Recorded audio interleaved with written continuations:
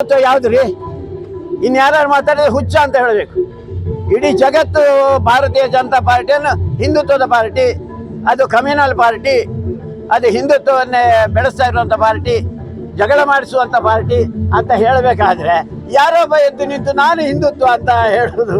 ಹಿಂದೆನೂ ಹಿಂದುತ್ವಕ್ಕೋಸ್ಕರ ಏನು ಕೆಲಸ ಮಾಡಲಿಲ್ಲ. ಯಾವುದೋ ಒಂದು ಸಂದರ್ಭದಲ್ಲಿ ಗೋ ಸಾಗಾಟ ಆಗುವಾಗ ಎಲ್ಲರೂ ಇದ್ರು ಅಂತ ಅವನು ಎದುರು ನಿಂತಿರ್ಬೋದು. ಅವನು ಹಿಂದೂಗಳ ವಿರುದ್ಧನೇ ಹೋರಾಟ ಮಾಡಿರುವಂಥದ್ದು. ಅವನ ಅಫಿಡವಿಟ್ನಲ್ಲಿ ಬರ್ಕೊಂಡಿದ್ದಾನವ. ಏನೇನು ಕೇಸುಗಳು ಅವರ ಮೇಲಿದೆ ಒಂದು ಸ್ವಲ್ಪ ನೋಡಿ, ಆ ಕೇಸುಗಳೇನಿದೆ ಅಂಥವ್ರು ಹಿಂದುತ್ವನ? ಹಿಂದೂಗಳಿಗೆ ಹೊಡೆದವರು, ದೇವಸ್ಥಾನದ ಹಣ ಹೊಡೆದವರು, ಒಂದು ಹೆಣ್ಣು ಮಗಳು ಡ್ರೈವಿಂಗ್ ಮಾಡ್ತಾ ಹೋದಾಗ ಬಿದ್ದು ಸತ್ತಾಗ ಅದನ್ನು ನೋಡಿದ ಮಾನವೀಯತೆ ಇಲ್ಲದಂಥವ್ರು. ಯಾರೊಬ್ಬ ರವೀಂದ್ರ ಪೂಜಾರಿಯ ಮನೆಯಲ್ಲಿ ಜಾಗದಲ್ಲಿ ದಾರಿ ಕೊಡಬೇಕು ಅಂತ ಗಲಾಟೆ ಮಾಡಿ 307 ಹಾಕಿಸ್ಕೊಂಡವರು, ಅವರೆಂತ ಹಿಂದುತ್ವ ರೀ?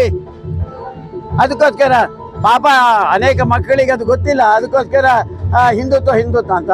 ಭಾರತೀಯ ಜನತಾ ಪಾರ್ಟಿಯಿಂದ ಮೇಲಿನ ಹಿಂದುತ್ವ ಇಲ್ಲವೇ ಇಲ್ಲ. ಮತ್ತು ಇದೊಂದು ಅಖಿಲ ಭಾರತ ಸಂಘಟನೆ. ಇದು ಬರೀ ಒಂದು ಪುತ್ತೂರಿಗೆ ಸಂಬಂಧಪಟ್ಟದಲ್ಲ, ಇಡೀ ದೇಶದಾದ್ಯಂತ ಇರುವಂಥ ಒಂದು ಸಂಘಟನೆ. ಆ ಸಂದರ್ಭದಲ್ಲಿ ನಮ್ಮ ಹಿರಿಯರಾದಂಥ, ಜಗತ್ತಿನಲ್ಲೇ 2ನೇ ಸ್ಥಾನದಲ್ಲಿ ಇರುವಂಥ ಭಾರತೀಯ ಜನತಾ ಪಾರ್ಟಿಯ ಅಧ್ಯಕ್ಷರಾಗಿರುವಂಥ, ಕೇಂದ್ರದ ಗೃಹ ಮಂತ್ರಿ ಆಗಿರುವಂಥ ಅಮಿತ್ ಶಾ ಅವರು, ನಾನು ಹುಡುಗನ ಜೊತೆಯಲ್ಲಿ, ಹುಡುಗ ಅಲ್ಲ ಅದು ಅವ್ರ ಹತ್ರ ಮಾತಾಡ್ತೇನೆ ಅಂತ ಹೇಳಿದಾಗಲೂ ಅದನ್ನು ಧಿಕ್ಕರಿಸಿರೋಂಥ ವ್ಯಕ್ತಿ. ಅವರೇನು ಹಿಂದುತ್ವಕ್ಕೋಸ್ಕರ ಕೆಲಸ ಮಾಡ್ಬೋದು? ಅವರೊಂದು ಪಕ್ಷ ಇಲ್ಲದೆ ಒಬ್ಬ ಇಂಡಿಪೆಂಡೆಂಟ್ ಆಗಿ ಏನು ಮಾಡ್ಬೋದು? ಅವರು ಏನಾದ್ರು ಅಭಿವೃದ್ಧಿ ಮಾಡಲಿಕ್ಕೆ ಸಾಧ್ಯನಾ? ಗೆಲ್ಲುವುದಿಲ್ಲ. ಗೆಲ್ಲದೇ ಇದ್ದರೂ ಕೆಲವು ಜನ ಅಭಿವೃದ್ಧಿ ಮಾಡ್ತಾರೆ. ಈಗ ಯಾವುದೋ ಒಂದು ಪಕ್ಷದಲ್ಲಿ ಸೋತರು ಕೂಡ ಅವನ ಆ ಕ್ಷೇತ್ರದ ಅಭಿವೃದ್ಧಿ ಮಾಡಬಲ್ಲ. ಆದರೆ ಯಾರೊಬ್ಬ ಸ್ವತಂತ್ರವಾಗಿ ನಿಂತವನು ಅವನಿಗೆ ಏನು ಮಾಡಲಿಕ್ಕೆ ಸಾಧ್ಯ ಇಲ್ಲ. ಅವನಿಗೆ ಹೇಳೋರಿಲ್ಲ, ಕೇಳೋರಿಲ್ಲ.